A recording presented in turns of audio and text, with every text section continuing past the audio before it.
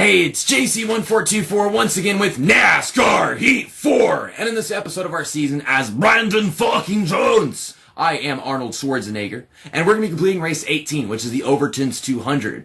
I think in the truck series of the last season, or maybe like NASCAR Heat 3, we had a bunch of Overton's races in one season for no reason, and now it's the Alsco races. We had our third Alsco 300 in the last episode where we won at Kentucky Speedway, the Kentucky Derby. And some exciting passes that didn't even work out that well, but still made the thumbnail for whatever reason. So, New Hampshire. I'm excited to race in New Hampshire because I like New Hampshire. I'm weird. Michael Annett has a satanic amount of points right now, and I don't know how many points I am ahead of him because I'm more just concerned with how many points he has, obviously. Christopher Bell is in 5th place. Ryan Sieg is in 13th. And my other teammate, Jeffrey Earnhardt, is in 16th. So, Jeffrey Earnhardt, he's moving up. But he's already locked into the playoffs as well as Ryan Sieg. But once again, Christopher Bell's in 12th place. He has not won a race yet, so he's not locked in. And if someone aside from Cole Custer, Tyler Reddick, or all these other drivers that have already gotten a win, wins a race, bye-bye Christopher Bell. I hate that. And actually, I didn't notice this until before I started recording this video. But at the top of the screen, it's got all these gray dots for every single individual race. And then they turn black whenever the playoffs begin. And I didn't notice that before. And I don't know if that was like that before, but they updates and stuff. So I'm guessing that was always like that, and I just didn't notice, but I was wondering how you can tell when the playoffs actually begin on the schedule. So let's get out of here. And we're going to be using the Juniper car because I love this paint scheme, and I love New Hampshire, as I was saying. But let's get over there for qualifying. This track actually tends to be one where if you don't have a somewhat loose setup, you just can't get off the corners or even into the corners very well. But from what I'm feeling with this Xfinity Series car, even though the Xfinity Series cars are by default very tight, the default setup is actually a little loose here. It's just on worn tires I should be concerned. So I'm going to put on +1 loose after the session is over. But the pole lap time is a 28.95, and that was a terrible entry to 3.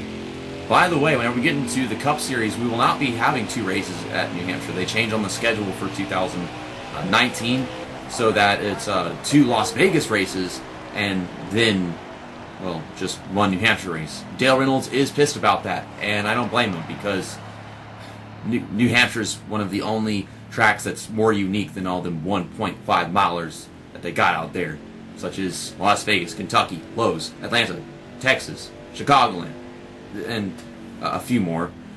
But we're starting 18th in this one, which is on the outside. Someone in front of us is bound to get sent to the back. We got Ryan Sieg starting 13th, where he is in points, by the way.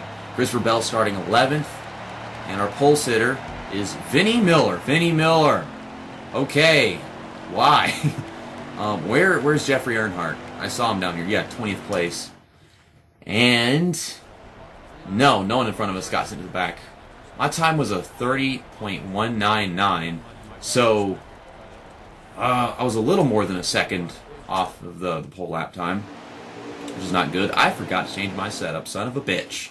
That's what you get for talking all the time, stupid head. Vinnie Miller's car is fast today. Vinnie Miller is the pole winner. See, they didn't need to put 2 things there about Vinnie Miller, but I mean, the thing is, it's kind of strange seeing this guy starting in first place and have no sponsors on his car. So, yeah, I guess he's earned the rights to just have 2 freaking things up here, considering it's surprising enough as it is that he's on the pole. So let's point it out that he's actually really fast today. I don't know if we're going to see him staying up here and finishing in the top 5 or heck even the top 10, but you never know. So I got to the inside immediately. We got a 4-lap first stage. It's a nice and sunny day. Whenever we got to the track for qualifying, I should have noted that it was a very cloudy and overcast day, as if it was about to start storming over here. It looked like that to me. Okay, so I don't know if it's going to be as easy to get your way through the field and stuff like that in this game. I remember NASCAR Heat 3, I found this track to be kind of easy to pass people at on fresh tires. But in this game, it's on worn tires, where like they have really worn tires that you're better towards the very end of the run, so stuff like that is possible then. So if they're passing me now, I'll be passing them later for sure. But if it was just like NASCAR Heat 3 where I'm just passing everybody all the freaking time, then this would be way easier than NASCAR Heat 3. Oh my goodness, this car is tight. I got passed by Jeffrey Earnhardt, and he's not even supposed to be that good by default. Got to run on Gray Galding off of turn 2 right here. Kind of trying to side draft him or something, although it's not really working. Try to get one of these positions back that was taken from me by Jeffrey Earnhardt. Car is just too tight. I can't do anything at all. So I passed him by, then I got passed back. But it's probably for the best that I lost multiple positions in the stage, because now we'll start at the inside of the next one. We having pit stops after stage 1, or are we waiting until stage 2 in this one? Come on. No pit stop after stage 1. So hopefully towards the end of this second stage, we can start passing cars a little more rapidly, because I caught up to some guys, but then the car is so freaking tight that if I try going for a pass, it just overdrives the corner completely. Green flag is back out again. Can I please do something in this race beyond just worn tires? Got a good restart right there. I'm trying to hold the bottom. I just can't do anything with this car, and I got to push up against Jeffrey Earnhardt, so I ain't got someone underneath me going into the corner. Okay, up to 15th. Good start. This 07 car here has got way more straightaway speed than me. Just basically sabotaged Jeffrey Earnhardt's restart there, though, didn't I? But I really don't think it matters. He's coming back along to begin with, but, he's already locked into the playoffs, so Christopher Bell is all I really care about. I don't care if I win this race. I don't care where I finish in this race. I just want Christopher Bell to win. Bump. Oh, Itchy Steve he got itched. We itched the Itchy Steve. And into 15th place I go. I'm kind of just driving into him right now because I don't want him to get any advantage on me after all the effort it took to get there. And then not Justin Haley. No, that is Justin Haley. Wait. Yep. I was thinking of, I used to confuse it for Blake Cook, and never mind, it's Justin Haley. And then I finally start calling him Justin Haley, and I'm like, wait a second, no, that's Blake Cook. And, some random confusion in my brain that I can't make any sense of. Even I can't make a sense of my confusion. How do I start calling Justin Haley Blake Cook, and then suddenly start calling Blake Cook Justin Haley that is Justin Haley? It's weird. We're halfway into this season, and I still don't understand myself. I can't believe they didn't just lock me into pit road with how loose this car is getting off these corners right now.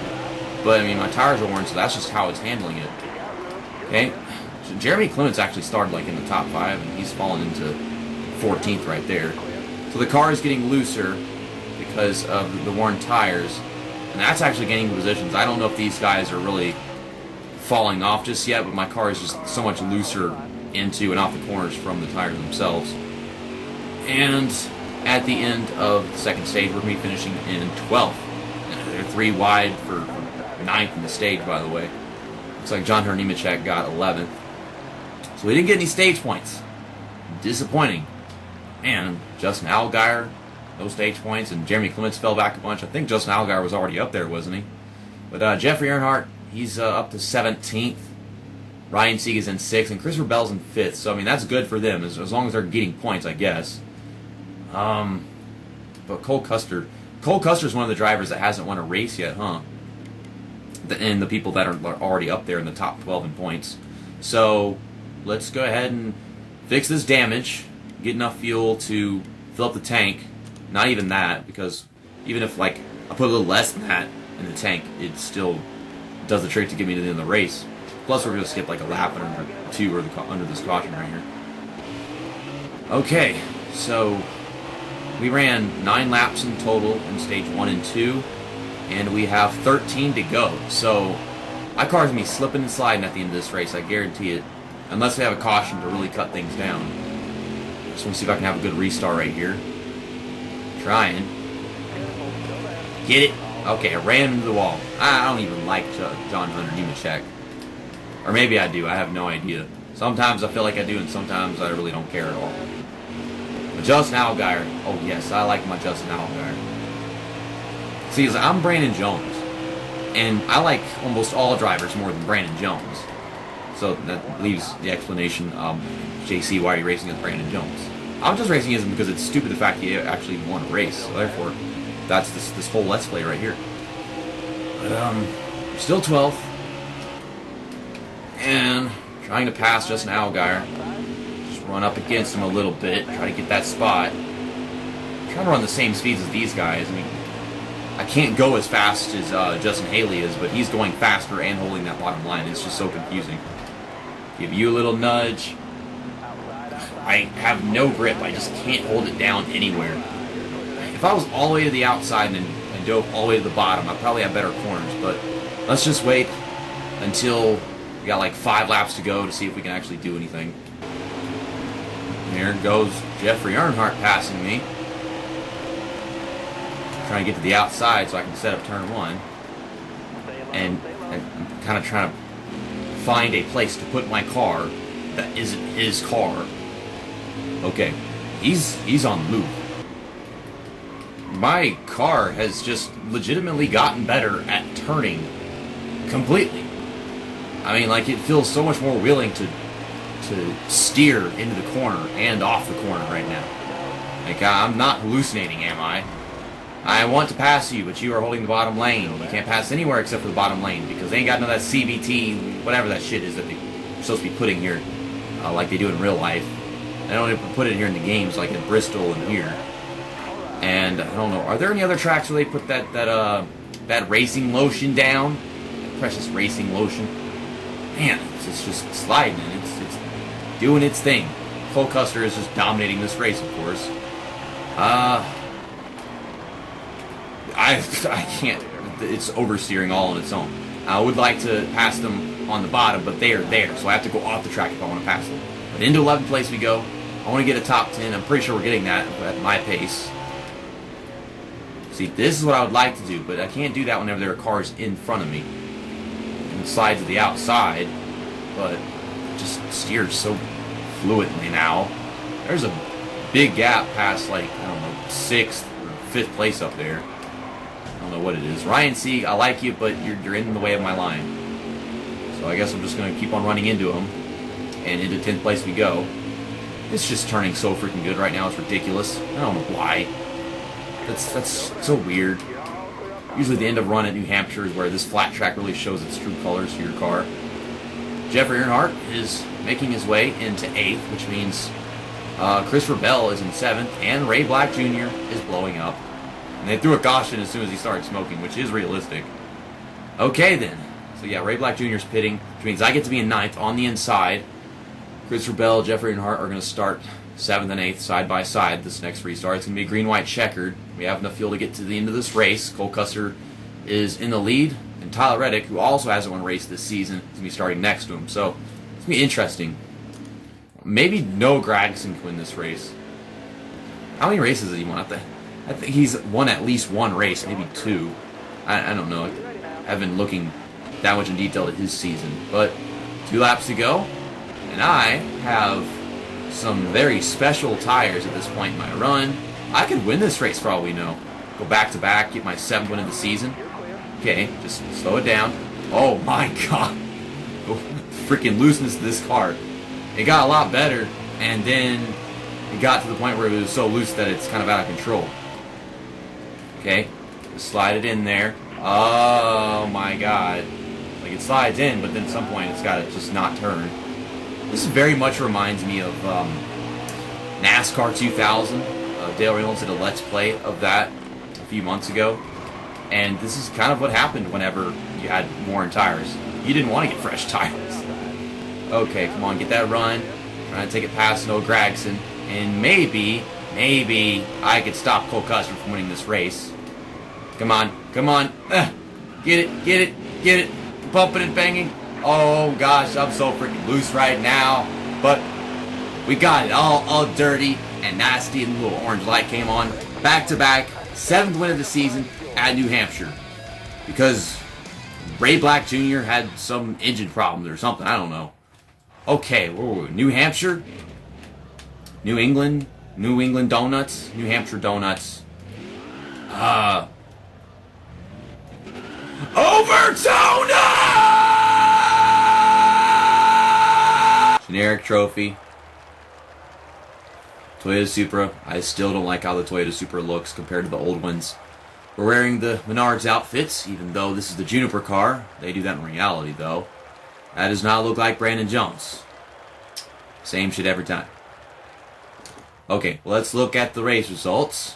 Yeah, Cole Custer had the fastest lap, which makes sense. He just dominated this race. And then I came in and just ruined it all for him. blame Ray Black Jr. Gotta blame him. Ryan C, 10th place, Jeffrey Earnhardt 9th, and Christopher Bell in 8th, all under a blanket. And I did indeed stop Cole Custer from getting his first win of the season. Tyler Reddick as well. I mean, he finished 6th, so that restart did not go well for him. And we'll go take a look at the point standings and the statistics to see like how many of these drivers all right here actually haven't gotten a win yet or already have one. I think Noah Gragson's got like 2. I might be wrong though. No, Noah Gragson just has 1 win. He's in 6th place, but Michael Annett has 2, and Austin Cindric has 2. And I think we've limited every other driver to just 1 win that has 1. And I think the furthest back is, still Itchy Steve, who, oh man, we really itched Itchy Steve's itch. That was not a tongue twister, but that was very difficult to say.